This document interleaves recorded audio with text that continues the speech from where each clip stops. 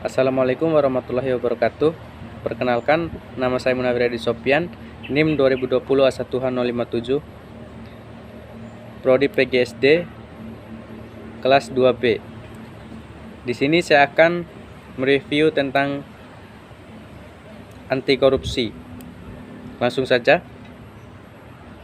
Penanganan kasus korupsi pengadaan benih jagung di Nusa Tenggara Barat tahun 2017 hingga kini belum menyentuh ranah tindak pidana pencucian uang, meskipun tim ahli BPKP telah merilis hasil perhitungan kerugian negara mencapai 27,35 miliar. Jadi, kini belum sampai ke sana TPPU, tindak pidana pencucian uang. Tetapi nantinya akan dilihat dalam perkembangannya. Apabila ada indikasi tersangka menyamarkan uang negara dari proyek nasional ini ke tempat lain, Tomo memastikan Kejati NTB akan menindaklanjuti hal tersebut dengan mengeluarkan surat perintah atau sprint baru untuk mengembangkan kasus ke ranah TPPU.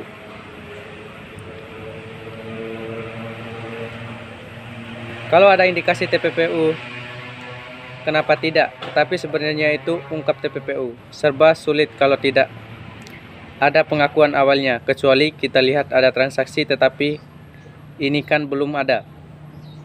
Dia menjelaskan bahwa tidak semua penyelidik bisa mengembangkan kasus korupsi ke ranah TPPU.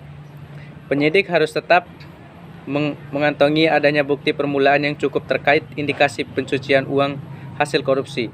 Hal itu yang dilihat Tomo menjadi tantangan Kejati NTB untuk mengembangkan kasus ini ke ranah TPPU. Jadi hasil korupsi itu harus ada dia sembunyikan dan samarkan sehingga tidak diketahui kalau itu hasil korupsi. TPPU itu intinya. Tetapi kalau uang dimanfaatkan untuk makan sendiri atau bagi-bagi, itu bukan TPPU.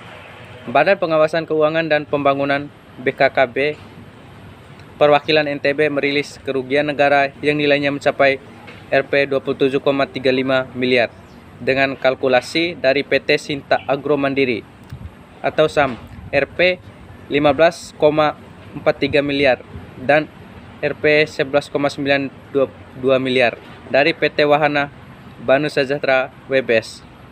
Munculnya kerugian tersebut berdasarkan populasi hitungan tim ahli audit kerugian negara secara menyeluruh. Kerugian disimpulkan dari adanya sertifikat yang salah satu palsu duplikat dan yang tidak bersertifikat. Kemudian ada juga sertifikat yang tidak sesuai dengan surat perintah pencairan dana SP2D. Proyek pengadaan benih jagung tahun anggaran 2017 ini berasal dari program budidaya jagung skala nasional Direktorat Jenderal Tanaman Pangan Kementerian RI. Provinsi NTB saat ini mendapat kuota tanam seluas 400,805 hektar dengan target panen 380,65 hektar. Pengadaan tersebar di seluruh kabupaten kota yang ada di NTB dengan anggaran mencapai Rp 48,256 miliar dari jumlah pengadaan skala nasional yang nilainya Rp 170 miliar. Penyaluran dilaksanakan dalam 2 tahap. Untuk tahap pertama dengan anggaran Rp 17,256 miliar dilaksanakan oleh pemenang proyek dari PT Sinta Agro Mandiri SAM, dan tahap kedua senilai Rp 31 miliar oleh PT Wahana Banu Sejahtera. Dalam proses penanganan 4 orang ditetapkan sebagai tersangka. Mereka adalah mantan Kepala Dinas Pertanian dan Perkebunan di Stanbun, NTB, berinisial HF, yang berperan sebagai kuasa pengguna anggaran KPA, proyek, dan IWW, penjabat pembuat komitmen PKK, proyek jagung tahun 2017.